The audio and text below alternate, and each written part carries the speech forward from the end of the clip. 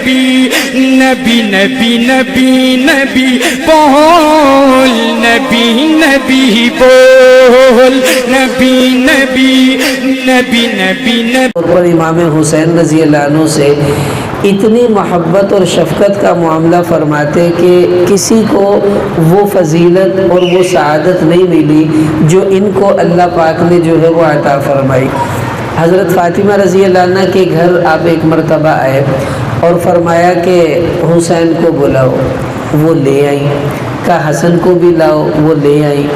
تو حضور علیہ السلام نے اپنی ناک حضرت حسین رضی اللہ عنہ کے گال پر رکھی، مثلا یہ ان کا گال ہے تو ناک رکھ کر ایسے آپ نے سونگھا۔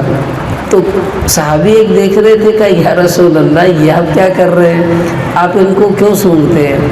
تو حضور علیہ السلام نے فرمایا کہ میں ان کو کیوں نہ سونگوں، وَهُمَا رَيْحَانَتَايَ فِي الدُّنْيَا، یہ جنت میں، یہ دنیا میں جنت کے دو پھول ہیں جو اللہ نے مجھے عطا فرمائے ہیں، تو میں ان کو سونگھ کر خوشبو لیتا ہوں، جنت کی ان دونوں میں سے آتی ہے۔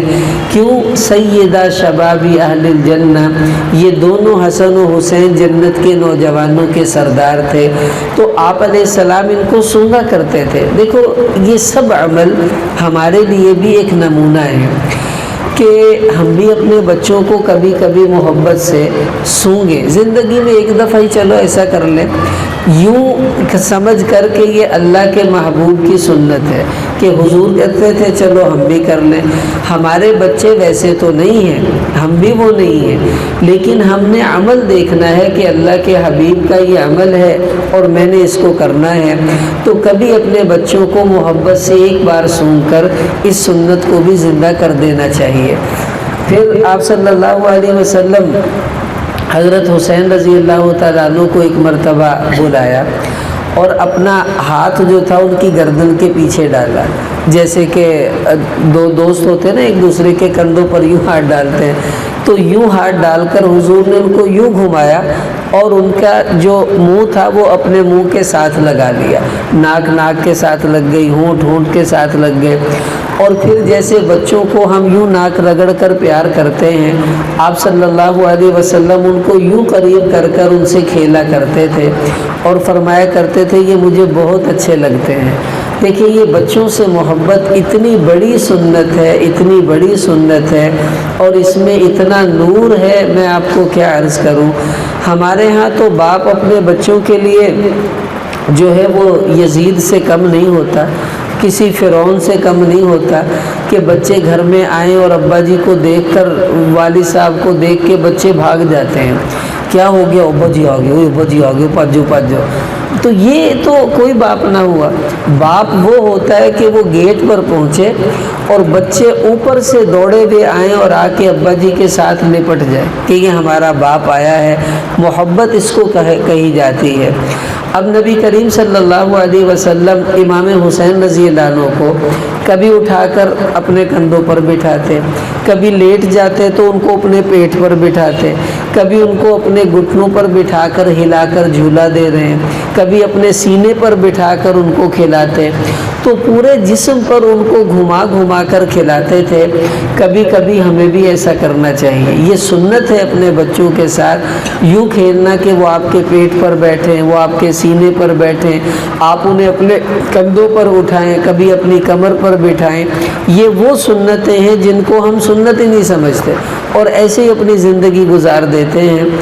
مولانا ڈاکٹر عبدالحی عارفی رحمۃ اللہ علیہ ایک دفعہ اپنے گھر تشریف لائے تو ان کا چھوٹا بیٹا تھا، تو اس کو انہوں نے اٹھایا پیار کرنے کے لیے، لیکن اس کو چوما نہیں، اس کو وہیں لٹا دیا۔ تھوڑی دیر سوچتے رہے، پھر اٹھایا اور پھر چوم لیا۔ بیوی نے کہا کہ یہ کیا بات ہوئی، پہلے بھی اٹھایا تھا چوما نہیں اور اب اٹھا کر چوم لیا۔ فرمانے لگے جب میں اس کو پہلے چومنے لگا تو میں نے اپنے دل میں جھانک کر دیکھا تو میں نے یہ سمجھا کہ ایک باپ کی محبت ہے جو بیٹے کے لیے جاگ رہی ہے، تو میں نے کہا اس میں تو مزہ نہیں ہے۔ پھر میں نے اپنے دل کو سمجھایا کہ بچوں کو پیار کرنا اللہ کے حبیب کی سنت ہے، اب میں نے اس کو سنت سمجھ کر پیار کیا ہے، پہلے باپ سمجھ کر کر رہا تھا۔ تو فرق ہے، عمل وہی ہوتا ہے، اس میں نیت سنت کی کریں گے تو اللہ تعالی ہمیں اس پر عبادت کا ثواب عطا فرمائیں گے۔ ایک دفعہ حضرت جابر رضی اللہ عنہ کہتے میں گھر آیا حضور علیہ السلام سے ملنے، تو میں نے دیکھا کہ حضرت حسن و حسین حضور کے اوپر ہیں اور آپ گھوڑا بنے ہوئے ہیں، اپنی کوہنیاں زمین پر، گھٹنے زمین پر، اور لگا کر آپ یوں یوں کرولنگ کر رہے ہیں اور وہ اوپر بیٹھے ہیں۔ تو کہتے میں نے دیکھ کر کہا کہ نعم الجمل جملکما ونعم العدلان انتما، ارے واہ واہ، کیا تمہارا بہترین اونٹ ہے اور کیا تم بہترین سواریاں ہو جو ان کے اوپر بیٹھی ہو۔ اب جن بچوں کو اللہ کا حبیب اپنی کمر پر بٹھا کر جھولے دے رہا ہو، آپ بتائیں ان سے خوش قسمت بچہ دنیا میں کون ہوگا۔ یہ حسین کی خصوصیات میں عرض کر رہا ہوں کہ وہ کتنا بڑا انسان تھا، کتنی بڑی فضیلت والا تھا۔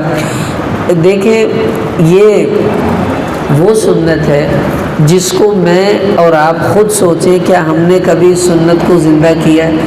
کیا میں نے بھی کبھی اپنے بچوں کو کمر پر بٹھا کر یوں جھولے دلوائے ہیں؟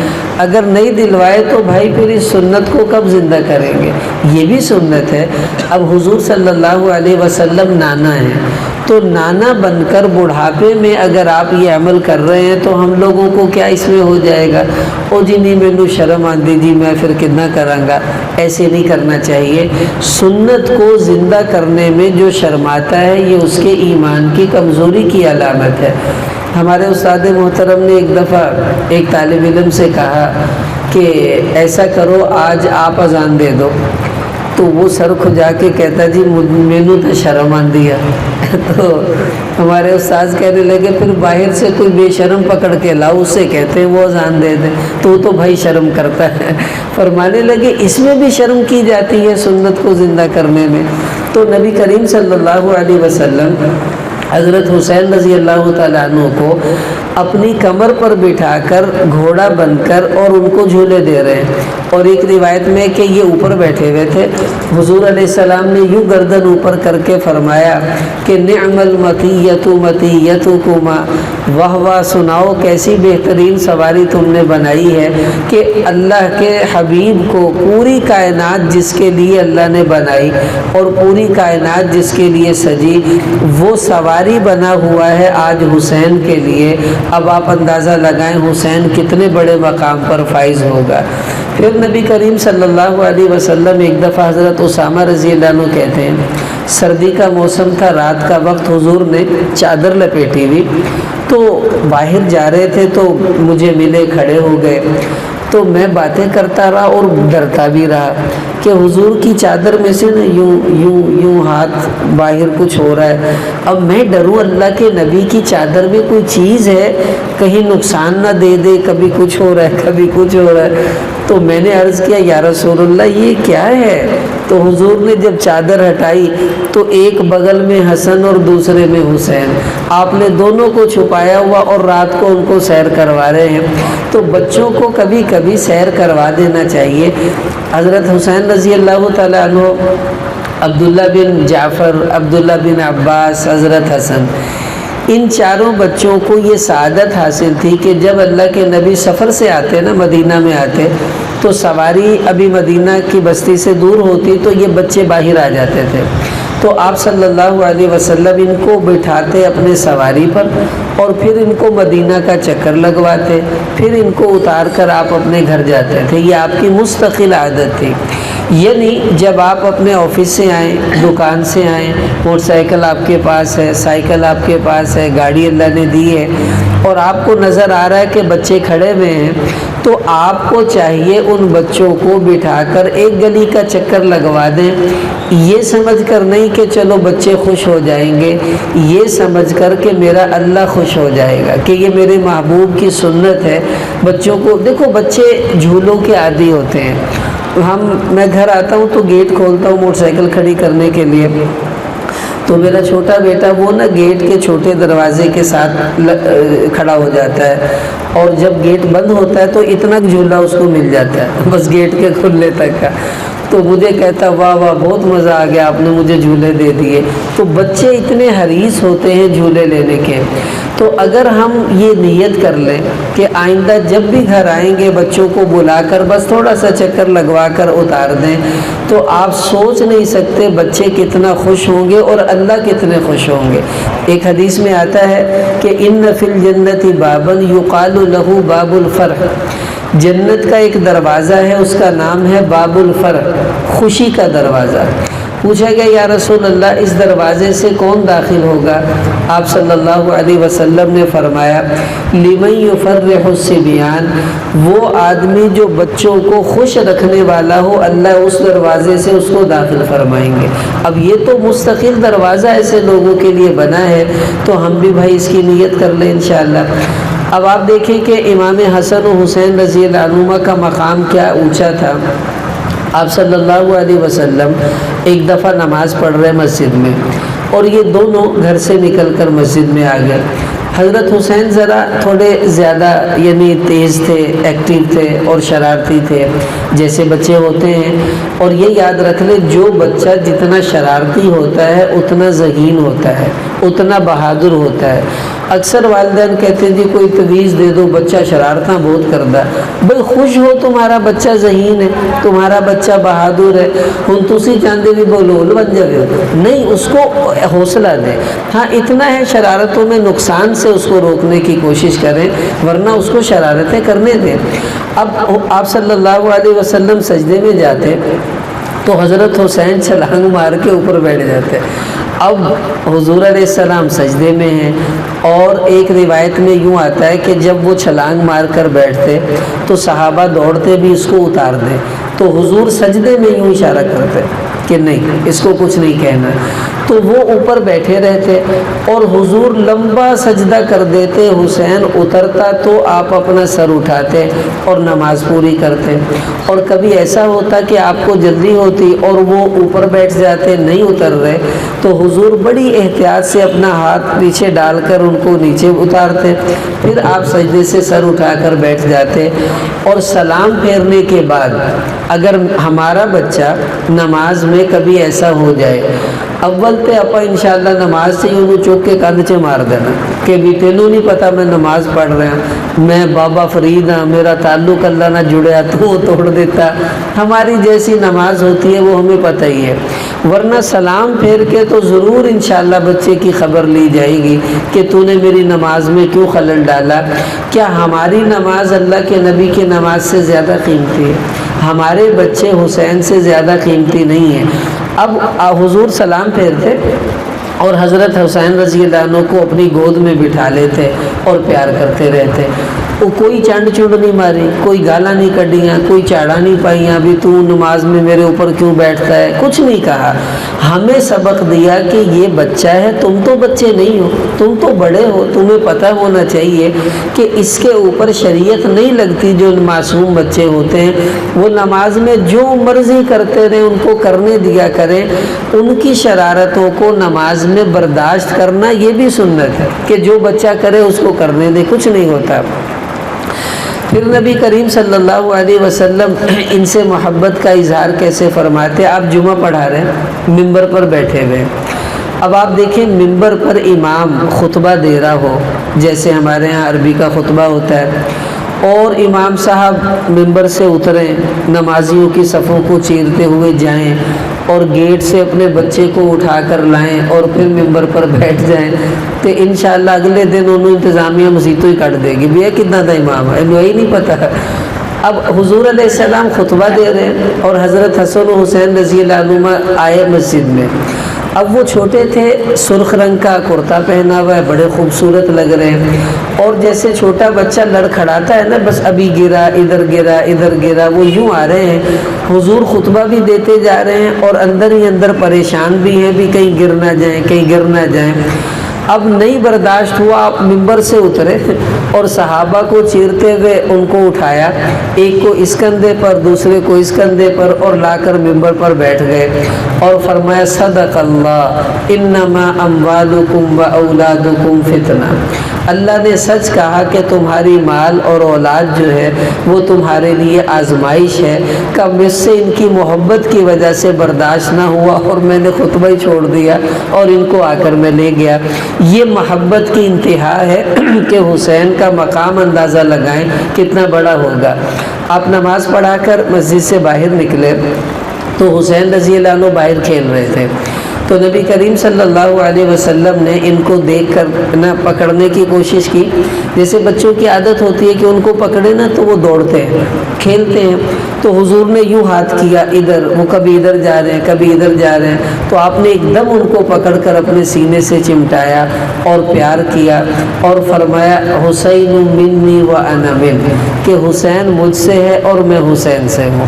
پھر ایک دفعہ آپ نے ان کو کھلاتے ہوئے اپنے کندھے پر بٹھا لیا اور آسمان کی طرف منہ کیا اور فرمایا اللہم انی احبہ فاحب من یحبہ، اے اللہ دیکھ لے میں حسین سے محبت کرتا ہوں، جو بھی حسین سے محبت کرے تو اس کو اپنا محبوب بنا لے۔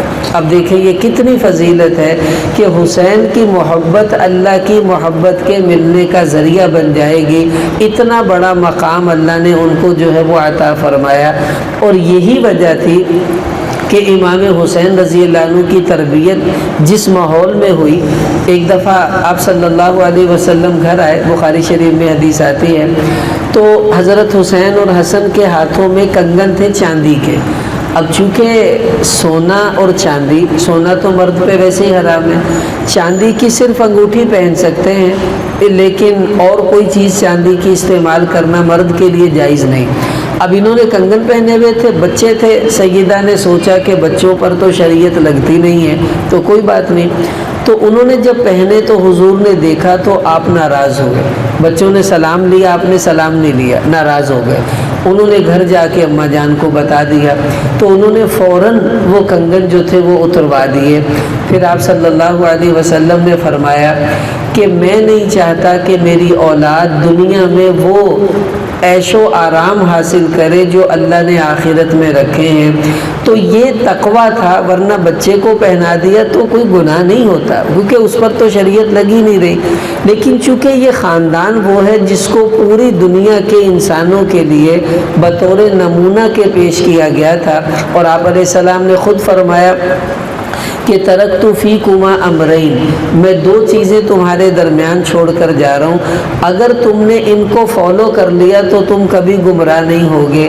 کہ وہ کیا ہے؟ فرمایا کتاب اللہ و عطرتی، ایک اللہ کی کتاب اور دوسرا میری آل ہے جو میں چھوڑ کے جا رہا ہوں، اور اس میں حسین بھی شامل ہے، حسن بھی شامل ہے۔ تو چونکہ ان کو نمونہ بنانا تھا اس لیے ان کی تربیت آپ نے ایسی فرمائی۔ ایک دفعہ آپ صلی اللہ علیہ وسلم تشریف لائے تو دیکھا کہ حسنین میں سے کسی ایک کے منہ میں کھجور تھی۔ آپ نے پوچھا یہ کہاں سے لی؟ کہا جی وہاں سے اٹھائی ہے، وہ صدقے کی کھجوریں تھیں۔ تو آپ نے منہ میں انگلی ڈال کر وہ کھجور نکال کر باہر کیا۔ سب سے پہلے تو آپ نے یوں کہا جیسے بچوں کو کرتے ہیں نا بھی، تاکہ وہ تھوک دے، تو انہوں نے نہیں تھوکی، تو آپ نے منہ میں انگلی ڈال کر نکالی اور فرمایا بیٹا ہم آل رسول ہیں، صدقہ ہمیں نہیں لگتا۔ یہ لفظ بڑا قیمتی ہے کہ ہم آل رسول ہیں، صدقہ ہمیں نہیں لگتا، ہم صدقہ نہیں لے سکتے۔ اور یہی مسئلہ اگر سمجھ آ جائے تو بڑے بڑے پھڈے یہی ختم ہو جاتے ہیں کہ حضور فرما رہے ہیں کہ آل محمد، آل رسول پر صدقہ جائز نہیں، وہ صدقہ استعمال نہیں کر سکتے۔ اور آپ صلی اللہ علیہ وسلم نے حدیث میں ارشاد فرمایا کہ ہم جتنے بھی انبیاء ہیں لا نورث دینارا ولا درہما، ہم نہ تو دینار کا وارث بناتے ہیں نہ درہم کا وارث بناتے ہیں، ہم علم کا وارث بناتے ہیں، اور جو مال ہم چھوڑ کر چلے جائیں وہ سب صدقہ ہوتا ہے۔ اور وہ جو باغ فدق جس کا پھڈا ہی چلا رہتا ہے، آج تک وہ کیس ہی نہیں ختم ہو رہا، وہ بھی تو صدقہ ہی ہو گیا تھا۔ اور یہی بات ابو بکر صدیق رضی اللہ عنہ نے سیدہ کے سامنے عرض کی تھی کہ آپ کے ابا جی کا فرمان یہ ہے جو ہم چھوڑ جائیں وہ صدقہ ہے، اب یہ صدقہ آپ کیسے لے سکتی ہیں، آپ کی مرضی ہے۔ اور حضرت فاطمہ کو یہ مسئلہ سمجھ آ گیا کہ واقعی صدقہ ہے تو ہمارا مطالبہ کرنا ہی اس میں درست نہیں ہوگا۔ پھر پوری زندگی انہوں نے ابو بکر صدیق رضی اللہ عنہ سے اس مسئلے پر کبھی بات نہیں کی، کیونکہ مسئلہ حل ہو گیا تھا۔ خیر، اب یہ تقویٰ تھا، آپ صلی اللہ علیہ وسلم نے ان کو صدقے کی کھجور بھی نہیں کھانے دی کہ ان کا تقویٰ جس معیار کا ہے اسی معیار پر اس کو رہنا چاہیے۔ پھر ایسی تربیت کا اثر کیا تھا کہ امام حسین رضی اللہ تعالیٰ عنہ روزانہ ایک قرآن پاک ختم فرماتے تھے، ایک قرآن روزانہ، یہ ان کی زندگی کی ترتیب تھی۔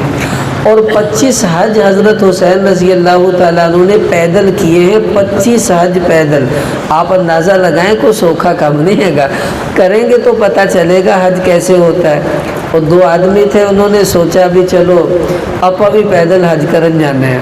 وہ یہاں سے چلے مثلاً ساہیوال سے، تو کافی دیر چلتے رہے، جیسے اکاڑا پہنچ گئے تو ایک دوجے نو کہندا یار پتہ کر کتنے پہنچ گئے، کتے اگے ہی نہ لنگ جی اپا۔ حج پیدل کرنا اتنا آسان نہیں ہوتا، بندے کو لگ پتہ جاتا ہے۔ تو انہوں نے 25 حج پیدل فرمائے ہیں۔ اب یہ اللہ کی محبت کی کیا دلیل ہوگی اور کیا ان کا مقام ہوگا جو دل میں اللہ کے نبی کی سنت کو انہوں نے ایسے جو ہے وہ زندہ کیا۔ اسی کا نتیجہ تھا کہ صحابہ نے جب حضور کو دیکھا حسین سے محبت کرتے ہوئے تو انہوں نے اللہ کے نبی کی اس سنت کو خود بھی جاری رکھا، اس محبت میں کمی نہیں آنے دی۔ ابو بکر صدیق رضی اللہ تعالیٰ عنہ جس طرح اپنے بچوں سے پیار فرماتے اسی طرح ان حضرات سے بھی محبت فرماتے تھے۔ ایک دفعہ ایک مقام تھا حیرہ، وہاں سے چادریں آئیں، اس کو تیلسان کی چادر کہتے تھے، اس زمانے میں مشہور تھی، جیسے ہمارے یہاں اجرک ہوتی ہے یہ سندھ سے جو آتی ہے، تو اس زمانے میں وہ ایک مشہور چادر تھی۔ تو تھوڑی سی چادریں آئیں تو وہ بڑے بڑے اکابر صحابہ کو دی گئی، اور ساتھ میں کچھ پیسے بھی تھے جو انہوں نے ہدیتاً تقسیم کرنے تھے۔ تو ابو بکر صدیق رضی اللہ عنہ نے اکابر صحابہ کو دینے کے بعد 2 چادریں بچا دیں۔ اب لوگ پریشان ہیں، یہ کن کو ملیں گی، فلاں کو شاید، فلاں کو شاید، لیکن ابو بکر صدیق رضی اللہ عنہ نے وہ 2 چادریں کسی بڑے صحابی کو نہیں دی، ایک حضرت حسن کو دی اور ایک حضرت حسین کو دی، اپنے بچوں میں سے کسی کو نہیں عطا فرمائی۔ کیوں؟ یہ بتانا چاہتے تھے اگر اللہ کے حبیب نے ان کو مقام دیا ہے ہم ان کا مقام کیسے کم کر سکتے ہیں۔ صحابہ اہل بیت کے بارے میں کسی موقع پر ان کے مقام سے نیچے نہیں آئے، کیونکہ وہ جانتے تھے اللہ کے حبیب نے جو مقام دیا ہے ہمیں وہ قائم رکھنا پڑے گا، اور یہ ہماری ذمہ داری بھی ہے کہ آج ہم بھی اہل بیت کو وہ مقام دیں جس کے وہ مستحق ہیں۔ عمر رضی اللہ تعالیٰ عنہ کا زمانہ آیا، انہوں نے بھی اس محبت کو جاری رکھا۔ ایک دفعہ میٹنگ ہو رہی تھی، حضرت عمر بیٹھے ہوئے، تو عبداللہ بن عمر جو ان کے بیٹے ہیں وہ ملنے آئے، تو دربان نے کہا کہ نہیں، میٹنگ ہو رہی ہے، آپ واپس چلے جائیں، اس وقت وہ کسی سے ملاقات نہیں کر سکتے۔ وہ چلے گئے، تو یہ جا رہے تھے، ادھر سے حسین رضی اللہ عنہ آ رہے تھے حضرت عمر سے ملنے کے لیے، تو دونوں کی ملاقات ہوئی۔ کہاں جا رہے ہو؟ کہا تمہارے ابا جی سے ملنے۔ کہا وہ تو نہیں ملیں گے، میں بیٹا ہوں، مجھے نہیں ملنے دیا، تمہیں کون ملنے دے گا؟ کہا بات تو ٹھیک ہے بھائی، وہ بھی واپس چلے گئے۔ بعد میں حضرت عمر رضی اللہ عنہ کو پتہ چل گیا کہ حسین آ رہے تھے، میرے بیٹے نے ان کو واپس کر دیا، تو انہوں نے بلا کر اپنے بیٹے سے کہا بیٹا تو نے ایسا کیوں کیا؟ انہوں نے کہا جی جب بیٹے کو اجازت نہیں ہے تو جو دوسرا ہے اس کو اجازت کیسے ہوگی؟ فرمایا اچھا تو اپنے آپ کو حسین کے برابر سمجھتا ہے؟ ایسا نہیں ہے بیٹا، تیری ماں حسین کی ماں جیسی نہیں ہے، تیرا نانا حسین کے نانا جیسا نہیں ہے، اور تواضع کے طور پر فرمایا کہ تیرا باپ بھی حسین کے باپ جیسا نہیں ہے، ورنہ درجہ تو حضرت عمر کا زیادہ تھا۔ تو حسین کو بلا کر فرمایا حسین یہ قانون لوگوں کے لیے ہے کہ جب میں مصروف ہوں گا تو وہ مجھ سے نہیں مل سکتے، تیرے لیے کوئی قانون نہیں، میں جتنا مرضی بزی ہوں تو سیدھا میرے پاس آ جایا کر، کیونکہ تو اللہ کے حبیب کا نواسا ہے، اگر ہم نے تجھے پابند کر دیا تو پھر تیرا مقام تو وہ نہ ہوا نا۔ اب آپ سوچ لیں اس کو کہ ایک باپ اپنے بیٹے کو وہ مقام نہیں دے رہا جو ان کو دے رہا، کیوں؟ یہ بتانے کے لیے کہ ہماری اولادیں بھی آل رسول کے مقابلہ نہیں کر سکتی، اللہ نے جو ان کو مقام دیا وہ ان کا ہی تھا۔ ایک دفعہ ایسا ہوا، حضرت عمر رضی اللہ تعالیٰ عنہ یمن سے کچھ پوشاکیں آئیں، انہوں نے، حضرت عمر کی عادت یہ تھی کہ یہ ہر موقع پر ان کو ترجیح دیتے تھے۔ ایک دفعہ یہ کسریٰ جب ان کے خزانے آئے فتح ہو کر تو بہت بڑا ڈھیر تھا، تو عمر رضی اللہ تعالیٰ عنہ نے سوچا کہ اب خزانہ تقسیم کیسے کریں، تو اکثر وہ حضرت علی رضی اللہ عنہ سے مشورہ لیتے تھے، کیونکہ اللہ کے حبیب نے فرمایا تھا اقضاہم علی، کہ علی جو ہے میری امت میں سب سے صحیح فیصلے کرتا ہے۔ تو انہوں نے سوچا کہ علی سے مشورہ کیا جائے کہ کیسے تقسیم کریں، تو انہوں نے رائے دی کہ ایسا کر لیں کہ مٹھی بھر بھر کر دیتے جائیں، جو جس کے حصے میں آ جائے اس کی قسمت، کہاں یہ مناسب ہے۔ تو اب سب کھڑے ہوئے ہیں مدینہ کے اندر، تو حضرت عمر نے مٹھی بھری خزانے کی، اب یوں دیکھ رہے ہیں، ہر بندہ سوچ رہا ہے کہ مینو پہلے کہیں گے، مینو کہیں گے، اور زیادہ امید یہ تھی کہ اپنے بچوں کو پہلے عطا کریں گے، لیکن قربان جائیں ان حضرات پر، کتنی محبت اور انصاف پسند لوگ تھے، مٹھی بھری خزانے کی اور فرمایا حسن کہاں ہے وہ آ جائے، ان کی جھولی بھر دی، پھر مٹھی بھری، فرمایا حسین کہاں ہے وہ آ جائے، پھر ان کی جھولی بھری، اس کے بعد دوسرے لوگوں کو عطا کرنا شروع کیا۔ ان کو پہلے دے کر یہ بتایا بھائی ان کا مقام یہ ہے کہ ہمیں ان کو پہلے رکھنا ہی پڑے گا، کیونکہ یہ وہ ہے جن کو اللہ کے حبیب نے اپنے کندھوں پر کھلایا، حضور نے ان کو کس طرح پیار دیا۔ پھر حضرت عمر رضی اللہ تعالیٰ عنہ نے وہ جو یمن سے چادریں آئیں نا، اب لوگ یہی سمجھ رہے تھے سب سے پہلے یہ چادریں حسن اور حسین کو ملیں گی، بعد میں دوسروں کو ملیں گی، لیکن ان کی توقع کے خلاف ہوا۔ حضرت عمر نے وہ چادریں سب کو دے دی اور نہ حسن کو دی نہ حسین کو۔ اب وہ بھی پریشان، لوگ بھی پریشان، بھی ایک ہی ہویا، آج تک موڈ ہی بدل گیا ان کا۔ تو بعد میں عمر رضی اللہ تعالیٰ عنہ نے دوبارہ اس بندے کو یمن بھیجا اور کہا وہاں سے 2 چادریں اور لے کر آؤ۔ جب وہ 2 چادریں آئیں تو عمر رضی اللہ عنہ نے لوگوں کو بلایا اور کہا اس دن میں نے ان 2 کو چادریں نہیں دی تھی، مجھے پتہ ہے تم بھی سوچ رہے ہوگے کہ اصل میں وہ چادریں زیادہ اعلیٰ درجے کی بنی ہوئی نہیں تھیں، ذرا گھٹیا قسم کی تھیں، اور میں ان شہزادوں کو وہ گھٹیا چادریں دینا نہیں چاہتا تھا، اب یہ میں نے ان کی شان کے مناسب اعلیٰ درجے کی چادریں بنوائی ہیں، وہ میں ان کو دے رہا ہوں۔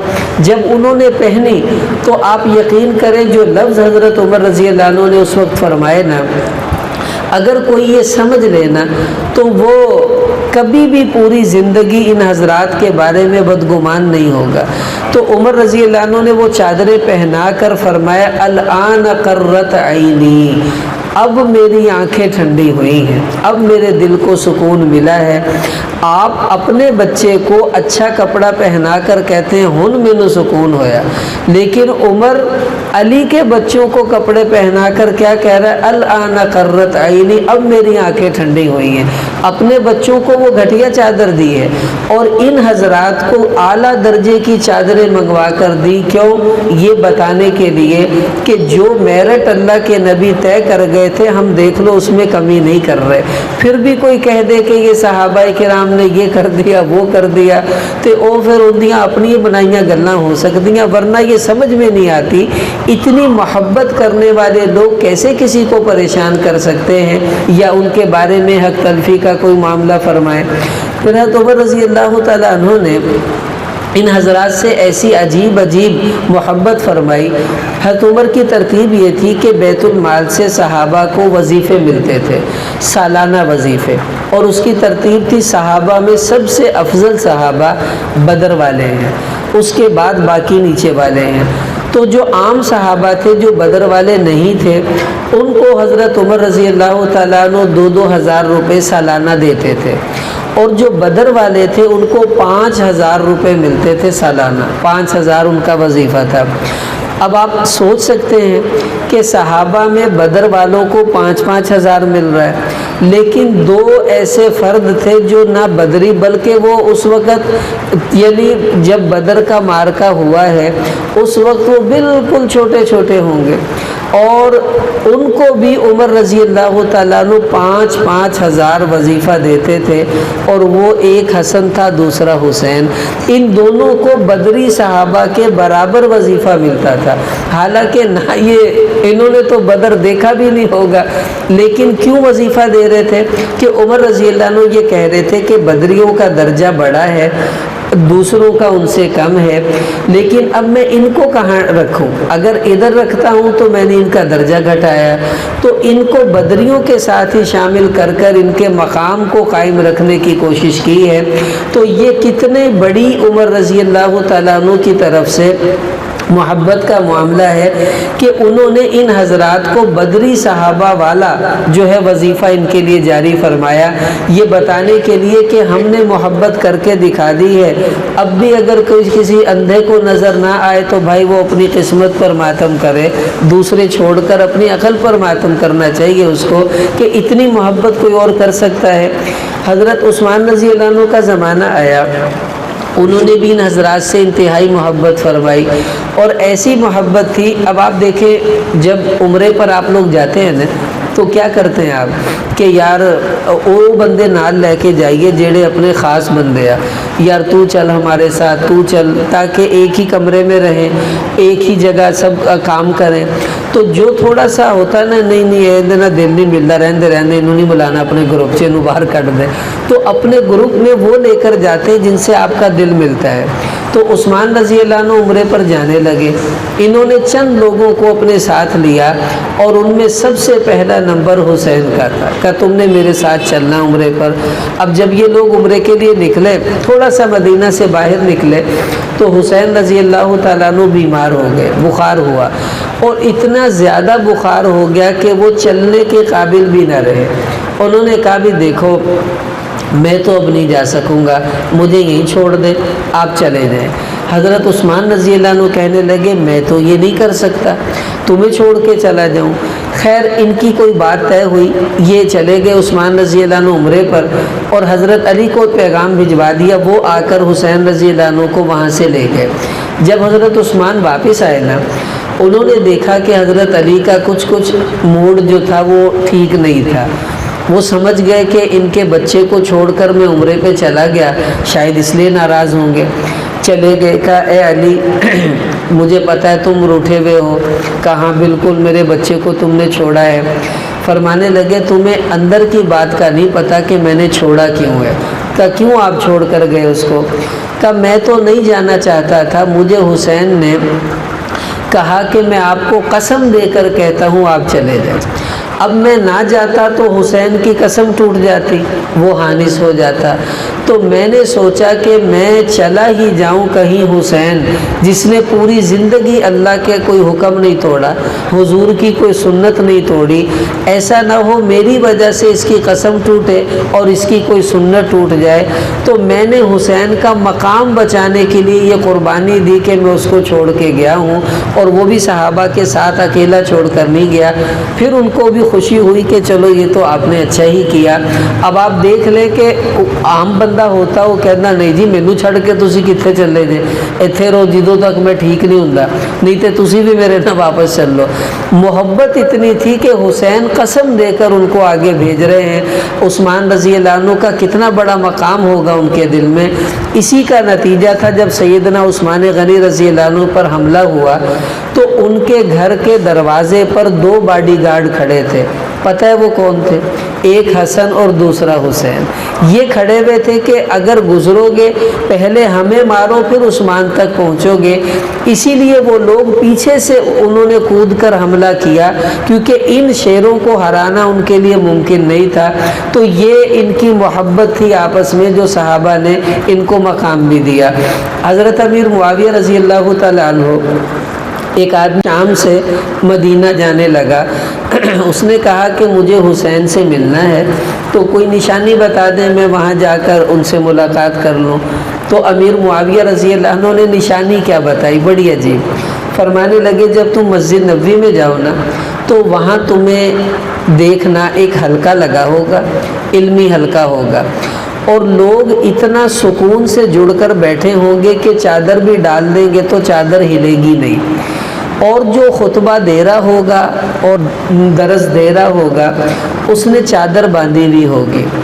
اور یہ میں نے یہاں تک تو میں نے پڑھا ہے، اگلی جو بات وہ میں نے پڑھی نہیں، کسی عالم سے سنی ہے کہ امیر معاویہ رضی اللہ عنہ نے کہا اور تیسری نشانی یہ ہے کہ بیٹا علی کا ہوگا، چہرہ نبی کا ہوگا، وہ حسین ہوگا، وہ تلاش کر لینا۔ تو وہ آئے، مجلس لگی ہوئی ہے، حسین رضی اللہ عنہ درس دے رہے ہیں، تو انہوں نے دیکھتے ہی پہچان لیا کہ یہی لگتا ہے حسین، اور وہی حسین رضی اللہ عنہ تھے۔ اب یہ تعارف کس نے کروایا؟ امیر معاویہ رضی اللہ عنہ نے، کہ یہ نقشہ ہوگا حسین کا کہ نبی کی سنت کے مطابق چادر باندھی ہوگی، اور بیٹا علی کا ہوگا، چہرہ نبی کا ہوگا، اور وہ مجلس ایسی ہوگی کہ بندہ کوئی ہل نہیں رہا ہوگا اس میں، کیونکہ امام حسین رضی اللہ عنہ کے بارے میں آتا ہے کہ حسن الصوت وفی صوتہ غنہ، کہ اتنی خوبصورت آواز تھی، جب بولتے تھے یوں لگتا تھا جیسے ترنم میں بول رہے ہوں، لوگ ان کی آواز سن کر مدہوش ہو جاتے تھے، اتنی اللہ نے ان کو کمال کی آواز عطا فرمائی تھی۔ اب یہ تعارف کون کروا رہا ہے بھائی؟ امیر معاویہ رضی اللہ تعالیٰ عنہ۔ تو یہ محبت صحابہ نے کی، ان کو ان کا مقام عطا کیا۔ ابو ہریرہ رضی اللہ عنہ یہ بڑے عجیب صحابہ میں گزرے، آخر میں آئے، لیکن حضور کی صحبت انہوں نے اس کے بعد اتنی اختیار کی کہ سب کو انہوں نے پیچھے چھوڑ دیا تھا۔ ایک جنازے میں حضرت حسین بھی گئے، یہ بھی گئے، دور تھا کہیں سفر، تو واپسی آ رہے تھے تو تھک کر بیٹھ گئے، تو حضرت حسین رضی اللہ عنہ ایک اونچے پتھر پر بیٹھ گئے، پاؤں نیچے لٹکے ہوئے تھے، تو ابو ہریرہ رضی اللہ تعالیٰ عنہ آگے بڑھے اور انہوں نے اپنی چادر اتاری اور حضرت حسین کے پاؤں جو تھے وہ اس پر مٹی جھاڑنے لگ گئے، ان کی جوتی سے مٹی جھاڑنے لگ گئے۔ تو امام حسین رضی اللہ عنہ نے ایک دم نیچے ہوئے جوتا اٹھایا، ارے چچا جان یہ کیا کر رہے ہیں؟ آپ مجھ سے عمر میں بڑے ہیں اور یہ آپ کیا کر رہے ہیں؟ کہا نہیں حسین مجھے کرنے دو، اللہ کی قسم ان لوگوں کو اگر آپ کے مقام کا پتہ چل جائے تو یہ آپ کو پیدل نہ چلنے دیں، آپ کو کندھوں پر اٹھا کر مدینہ لے کر جائیں، ان کو پتہ ہی نہیں تو ہے کون۔ اب ابو ہریرہ رضی اللہ عنہ سعادت سمجھ رہے ہیں کہ حسین کا جوتا میں صاف کر دوں۔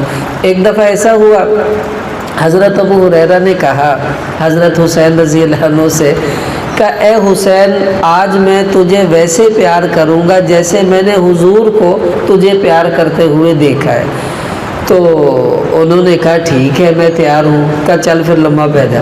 انہوں نے کہا یہ کیا ہے؟ کہا میں نے پہلے کہا میں نے ویسے کرنا ہے جیسے میں نے حضور کو کرتے دیکھا ہے۔ وہ لیٹ گئے۔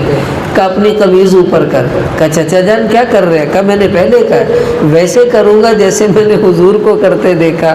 انہوں نے قمیض اٹھائی تو ابو ہریرہ رضی اللہ عنہ نے اپنے ہونٹ امام حسین کی ناف پر رکھ کر ان کو پیار کیا، فرمایا اللہ کی قسم میں نے حضور کو ایسے ہی تجھے پیار کرتے دیکھا تھا کہ حضور نے اپنے ہونٹ تیری ناف پر رکھ کر تجھے چوما تھا سطر سے اوپر اوپر۔ تو اب یہ کیسی عجیب بات ہے کہ صحابہ کرام ان سے اتنا پیار کرتے، اتنا پیار کرتے۔ عبداللہ بن عباس رضی اللہ عنہ خود اہل بیت میں ہیں اور بہت بڑا مقام ہے۔ ایک دفعہ حضرت حسین رضی اللہ تعالیٰ عنہ جا رہے تھے سواری پر، تو انہوں نے ان کی سواری کی لگام پکڑ کر آگے آگے چلنا شروع کر دیا۔ تو انہوں نے کہا ارے یہ کیا کر رہے ہیں؟ آپ مجھ سے بڑے ہیں اور میری سواری کی لگام پکڑ رہے ہیں۔ تو عبداللہ بن عباس رضی اللہ عنہ کے لفظ سننے والے تھے، فرمایا حسین رہنے دو، ھذا مما انعم اللہ علیہ، میرے رب نے مجھ پر بڑے بڑے انعام کیے ہیں، ان میں سے ایک انعام یہ بھی ہے کہ مجھے حسین کی خدمت کا موقع دے دیا کہ مجھے تھوڑا سا کر لینے دے یار کچھ نہیں ہوتا۔ تو یہ صحابہ کے درمیان امام حسین کا مقام تھا جو انہوں نے کر کر دکھایا۔ بلال رضی اللہ تعالیٰ عنہ جب اللہ کے نبی کا وصال ہوا مدینہ سے چلے گئے۔ کب اب مجھ سے مدینہ میں رہا نہیں جاتا، حضور نہیں ہے، میرا دل دکھتا ہے، میری آنکھیں روتی ہیں، بس میں یہاں سے جا رہا ہوں۔ تو یہ چلے گئے علاقے میں جہاد کے لیے، تو سوئے تو خواب میں حضور علیہ السلام کی زیارت ہوئی۔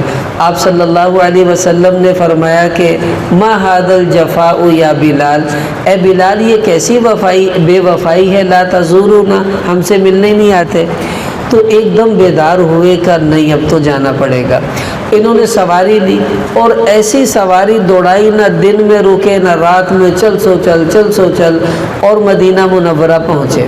جب آئے حضور کے روضے پر گئے، وہاں پر بیٹھے، لوگوں کو پتہ چلا بلال آ گئے۔ اب وہ زمانہ تھا جب بلال حضور کی موجودگی میں اذان دیا کرتے تھے۔ اب سب نے کہا کہ بلال آج تو اذان آپ ہی دیں گے۔ انہوں نے کہا نہیں، جب حضور کا وصال ہوا تھا میں نے طے کر لیا تھا، قسم اٹھا لی تھی کہ اب میں یہاں اذان نہیں دوں گا، بس حضور گئے میری اذان بھی گئی، میں نے نہیں دینی۔ تو لوگوں نے کہا نہیں آپ دیجئے، بڑے بڑے اکابر صحابہ آئے، بلال اذان دے، نہیں دینے، یار دے دے، نہیں دینی، فلان دوست آ گیا، نہیں دینی۔ جب سب تھک ہار کے بیٹھ گئے نا، تو ایک صحابی کہنے لگے لے پھر میں ہوں وہ پتہ کھیڈن لگ گیا میں، جیڑا چل کے ہی رہنا۔ وہ گئے اور حضرت حسن اور حسین کو لے آئے، کہا چلو بچوں تم کہو۔ تو امام حسین رضی اللہ عنہ نے کہا چچا جان آج آپ وہ اذان دینا جو ہمارے نانا کے زمانے میں دیا کرتے تھے، ہم بھی وہ اذان سنیں۔ تو بلال رضی اللہ عنہ رونے لگے، فرمایا کہ میں نے قسم تو اٹھا لی تھی لیکن تمہارے بول پر میں اپنی قسم توڑ دیتا ہوں، اب میں اذان دوں گا۔ اب جب انہوں نے اذان دینا شروع کی تو مدینہ منورہ میں ایسے کوہرام مچ گیا جیسے کوئی بہت بڑا سانحہ آیا۔ اب جب اذان سنی لوگوں کو حضور کا زمانہ یاد آ گیا، صحابہ روتے ہوئے گھروں سے نکلے، عورتیں روتی ہوئی چھتوں پر چڑھ گئی کہ یہ کیا بلال آ گئے، بلال اذان دے رہے ہیں۔ وہ پرانا نقشہ آپ خود اس کو سمجھنے کی کوشش کریں، آپ اپنے پرانے آبائی اجداد کے جو گھر ہوں جہاں آپ کا بچپن گزرا ہو، آپ کھیلے ہوں، اب بندہ کئی سالوں بعد وہاں جاتا ہے تو ساری پرانی باتیں یاد آتی ہیں، بعض اوقات رونا بھی آ جاتا ہے، ایتھے میرا ابا ہوندا سی، ایتھے دادا جی بہندے ہوندے سی۔ اب جن کو حضور کی جدائی کا غم لگا ہو اور وہ زخم تازہ ہو جائے تو ان کو رونا کیوں نہیں آئے گا، سب رو رہے تھے۔ تو آپ اندازہ لگا لیں کہ حضرت بلال نے پورے مدینہ کی بات کو ٹھکرایا، لیکن نہیں ٹھکرایا تو حسن و حسین کی بات کو نہیں ٹھکرایا۔ کیوں؟ وہ بتانا چاہتے تھے ان کا مقام وہی ہے کہ حضور حکم دیں تو بلال کی گردن جھکے، حضور کے نواسے کہہ دیں تو بلال کی ہمت نہیں گردن نہ جھکائے۔ انہوں نے فوراً ان کا حکم جو تھا وہ قبول فرمایا۔ تو صحابہ رضی اللہ تعالیٰ عنہم نے جو ہے ان حضرات کو وہی مقام دیا جو دینا چاہیے تھا۔ اب دیکھیں میں نے شروع میں عرض کر دیا تھا کہ امام حسین رضی اللہ عنہ کی شہادت کا جو بھی قصہ ہے، معاملہ ہے، اس کی تفصیل وہ مجھ سے بہت بہتر، کروڑوں بہتر آپ حضرات استاد محترم سے یہاں سنتے رہتے ہیں، وہ سارا تو وہی ہے۔ لیکن میں صرف یہ عرض کر رہا ہوں کہ حضرت حسین کی محبت جو ہے وہ کیا تھی اور ان کا مقام کیا تھا۔ جب ان کی شہادت کا وقت آیا اور یہ شہید ہونے لگے تو صبح شہادت ہے، رات کو عبادت کرتے ہوئے اونگ آ گئی تو ایک دم بیدار ہوئے تو بہن نے پوچھا کیا ہوا، آپ گھبرائے ہوئے ہیں؟ فرمایا نہیں ابھی میں سویا تھا تو حضور میرے خواب میں آئے اور مجھے کہا حسین ان قریب تیری میری ملاقات ہونے والی ہے۔ وہ پرانی محبت حضور کی اب وہ جاگنا شروع ہو رہی ہے۔ اور جب امام حسین رضی اللہ تعالیٰ عنہ کو شہید کر دیا گیا، عبداللہ بن عباس طائف میں تھے، یہ کربلا میں ہے، بہت لمبا فاصلہ ہے۔ تو عبداللہ بن عباس رضی اللہ عنہ کہتے ہیں میں نے خواب دیکھا آپ صلی اللہ علیہ وسلم کے بالوں پر مٹی پڑی ہوئی ہے اور ہاتھ میں خون کی شیشی تھی۔ تو میں نے حضور علیہ السلام سے پوچھا کہ یہ شیشی کس چیز کی ہے؟ الحمدللہ۔ تو آپ صلی اللہ علیہ وسلم نے مجھے فرمایا اے عبداللہ یہ حسین کا خون ہے جو میں نے اکٹھا کیا ہے، اور قیامت میں اللہ کی عدالت میں میں اس کا معاملہ پیش کروں گا۔ تو عبداللہ بن عباس گھبرا گئے، کل لگتا ہے حسین شہید ہو گئے۔ جب شہادت کی خبر ملی تو انہوں نے حساب لگایا، وہی دن تھا جب ان کو خواب آیا، اور وہی دن امام حسین کی شہادت کا تھا۔ یہ اثر دیکھیں کہ حضور علیہ السلام کی محبت کا اب بھی قائم ہے۔ حضرت ام سلمہ رضی اللہ تعالیٰ عنہ نے خواب دیکھا کہ آپ صلی اللہ علیہ وسلم گھبرائے ہوئے ہیں اور آپ کی پیشانی پر جو ہے وہ پسینہ ہے۔ کہا یا رسول اللہ کیا ہوا؟ فرمایا حسین شہید کر دیے گئے اور میں کربلا کے میدان کا وہ سارا منظر دیکھ کر آیا ہوں۔ اب یہ خواب کا معاملہ ہے، اس پر یہ مت پوچھیے گا بھی وہ کیسے گئے، کیا ہوا۔ خواب کے احکامات جدا ہوا کرتے ہیں، ان کے ظاہری احکامات نہیں ہوتے۔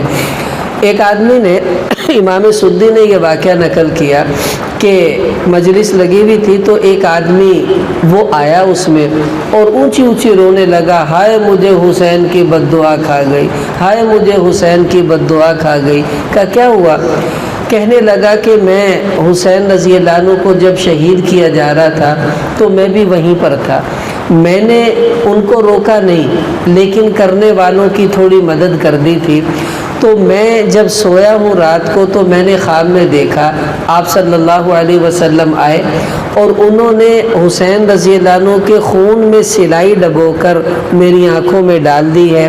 میں اچھا بھلا دیکھنے والا آدمی تھا، بس وہ سلائی آنکھوں میں ڈلی اور میں نابینا ہو گیا ہوں۔ ہائے مجھے حسین کی بد دعا کھا گئی، ہائے مجھے حسین کی بد دعا کھا گئی۔ آپ دیکھیں حضور کی محبت کا اثر آج بھی قائم ہے کہ آپ صلی اللہ علیہ وسلم سے برداشت نہیں ہوا کہ کس طرح امام حسین رضی اللہ تعالیٰ عنہ کی مظلومانہ شہادت جو ہے اس کا اثر کائنات پر یوں جو ہے اللہ پاک نے ڈالا ہے۔ اب دیکھو میرے عزیزوں اور بھائیوں، اتنا بڑا مقام اللہ پاک نے امام حسین رضی اللہ عنہ کو دیا، صحابہ نے اس میں کمی نہیں آنے دی۔ اگر کمی آنے دی ہے تو وہ ہم لوگوں نے آنے دی ہے، یہ ہمارا قصور ہے۔ ہمارے استاد محترم جن سے ہم نے قرآن حفظ کیا کہنے لگے میں پاک پتن جا رہا تھا تو پرانا زمانہ تھا، تانگے چلتے تھے، تو تانگے میں پیچھے بیٹھا ہوا تھا تو میرے ساتھ ہی ایک ملنگ سا بیٹھ گیا، تو وہ مجھے کہنے لگا او مولوی تو حسین نو مننا ہے؟ میں نے کہا ہاں مانتا ہوں۔ کتنا مندا ہے تو پیار کردا ہے حسین نہ؟ میں کیا کردا، کتنا کردا ہے؟ کہتے میں نے کہا بھی میں نے پڑھا حسین کی پگڑی تھی، میں نے پگڑی باندھنا شروع کر دی، میں نے کتابوں میں پڑھا حسین کی داڑھی تھی، میں نے داڑھی رکھ لی، میں نے سنا حسین قاری تھا، میں نے بھی قرآن پڑھنا شروع کر دیا، میں نے سنا حسین نمازی تھا، میں نے 5 وقت کی نماز شروع کر دی۔ بھائی یہی میری محبت ہے، تے اپنی خیر نہ داڑھی تے نہ ٹوپی نہ لائن نہ دین۔ تو وہ کہنے لگا ہوئے مولوی پھر تینوں پتہ ہی نہیں محبت کہندے کنوں وہ ہن پتہ نہیں کیڑی شے وہ بھی جیڑی وہ سمجھانا چاہتا سی۔ یہ تصوف ہمیں سمجھ نہیں آتا کہ فلیکسوں پہ تو لکھوا لیتے خاک پائے اہل بیت، اہل بیت کے پاؤں کی خاک، نماز ایک نہیں پڑھنی، اور فلیکسیں چھپوا کر جناب لکھواتے ہیں محبان اہل بیت، لیکن زندگی ساری اہل بیت کے خلاف ہے۔ تو یہ محبت نہیں ہے، یہ صرف دعوے ہی دعوے ہیں، دعووں سے کام نہیں بنتا۔ شاعر نے کہا کہ محبت محبت تو کہتے ہیں لیکن محبت نہیں جس میں شدت نہیں ہے۔ محبت میں کچھ شدت تو ہونی چاہیے کہ نظر آئے حسینی ہے۔ اب دیکھو نا امام حسین رضی اللہ عنہ نے میدان کربلا میں اب عین لڑائی کے وقت نماز کا وقت آ گیا ہے، لڑائی ہو رہی ہے، نماز کا ٹائم آ گیا، انہوں نے کہا بس بھائی لڑائی روکو نماز ہوگی۔ تو ادھر سے آواز آئی کوئی لڑائی نہیں رکے گی، کوئی اجازت نہیں نماز کی، ہم نے نہیں پڑھنے دینی۔ انہوں نے کہا بھی نماز تو پڑھنی ہے، تو صلاۃ الخوف پڑھی، آدھے لڑ رہے ہیں آدھے نماز پڑھ رہے ہیں، پھر یہ لڑنے گئے وہ نماز پڑھنے آگے، ایک ایک رکعت یوں انہوں نے پڑھی ہے۔ اب صلاۃ الخوف پڑھ کر امام حسین رضی اللہ عنہ نے بتایا کہ میدان کربلا میں تلواروں کے سائے میں ہم نے نماز نہیں چھوڑی، یہ بتایا کہ گردن کٹتی ہے کٹوا لینا، نماز نہ چھوڑنا۔ آج بے نمازی بھی کہتا میں حسینی ہوں، میرے ورگا حسین حسینی کوئی نہیں، یہ حسینی نہیں ہوتا جو نماز ہی چھوڑ دے۔ حسینی ہو تو 5 وقت کی نماز پڑھنی پڑے گی، حسینی ہو تو حق پر ڈٹنا پڑے گا، حسینی ہو تو باطل سے ٹکرانے کا جذبہ دل میں پیدا کرنا پڑے گا، اور حسینی ہو تو کبھی بھی کسی غلط معاملے میں کمپرومائز کرنے کا تمہارے اندر وقار نہیں ہونا چاہیے۔ حسین جیسا بن کر جو دکھاتا ہے وہ حسینی ہوا کرتا ہے، خالی نام لے دینے سے بندہ حسینی نہیں ہو جاتا۔ ایک بندہ رہتا سائی وال چاہتے کہندا جی اسی لاہوری ہونے ہیں، بھی تیرا گھر اتنے جمیا اتنے تو لاہوری کتوں ہو گیا، لاہور جائے گا تو ہوئے گا۔ اب کام تو کرتا ہے وہ ابن زیاد والے، کام کرتا ہے شمر والے، اور کہتا ہے اسی حسینی ہونے تو ایدہ حسینی نہیں ہندے حسینی ہونے کے لیے بھائی تھوڑی سٹرگل کرنی پڑتی ہے۔ تو آج سے ہم نیت کریں کہ جو مقام امام حسین کو ملا تھا وہ انہی عملوں کی برکت ہی تو تھی، آج ہم بھی حسین جیسا بن کر امام حسین کو مقام دے دیں۔ امید ہے اللہ قیامت میں ہمارا حشر بھی ان کے ساتھ فرما دیں گے۔ باقی دیگا لوا دینا اور جناب وہ کیا حلیم پکوا دینا اور یہ ساری چیزیں، یہ حسین سے محبت کی دلیل نہیں۔ مجھے ایک بندہ کہنے لگا جی ہے اگر اسی حسین دے نا دیاں دیگا لوائیے تے کوئی منع تے نہیں؟ میں کہ پہلے اے پوچھ لو حسین نے اس دن روٹی کھادی سی؟ جس دن تسی دیگا لوانیاں وا اس دن حسین نے روٹی کھادی سی، تے جس دن تسی شکنجوی مڑنیاں حسین نے اس دن پانی پیتا سی؟ کہ جی نہیں وہ تو بھوکے پیاسے رہے۔ تو میں کہ تسی بھی رہو تے اگلیاں نو بھی رکھو تاکہ کربلا دی یاد تازہ ہوئے تے پتہ لگ گیا اپا بھی حسینی ہیں۔ میں کہ تسی تا ہون کھاؤ یعنی روگنی نان لباؤ تے دیسی گھیو والا حلیم پکیا ہوئے تے کھا پی کے پیپسی پی کے ڈکار مارو تے حسینی تا پھر ادھا نہیں بندے ہوندے۔ حسینی بننا ہے تو بھائی بھوکا پیاسا رہو، اس دن بھوک پیاس کو برداشت کر کر حسینیت کا ثبوت دینا چاہیے۔ اور ہم کیا کرتے ہیں چلو جی وہ پتہ ہی ہے جو کچھ ہوتا ہوا، اس لیے اس سے ہمیں احتیاط کرنی چاہیے۔ میں یہ نہیں کہہ رہا یہ چیزیں گناہ ہیں یا منع ہے، لوگ ایصال ثواب کے لیے کرتے ہیں کہ شہداء کو ایصال ثواب پہنچے گا، تو وہ ایصال ثواب آپ نماز پڑھ کے بھی کر سکتے ہیں، قرآن سے بھی کر سکتے ہیں، اور کھلا پلا کے بھی کر سکتے ہیں، لیکن اس کا کوئی دن مخصوص نہیں ہے۔ وہ آپ پرسوں بھی کر دیں گے تو کوئی حرج کی بات نہیں، میں گارنٹی دیتا ہوں پہنچے گا ثواب انشاءاللہ، نہ پہنچے تو میں ذمہ دار ہوں۔ تسی اگلے مہینے بھی کر دو گے پھر بھی انشاءاللہ پہنچے گا، ضروری نہیں اسی مہینے میں اور انہی 2 دنوں میں کرنا ہوتا ہے، جب چاہے کر دے، شریعت نے ہمیں کوئی پابند نہیں کیا ایصال ثواب کا۔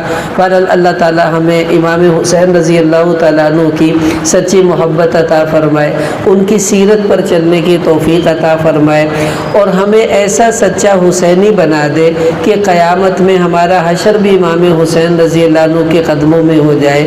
اللہ تعالی ہمیں عمل کی توفیق عطا فرمائے۔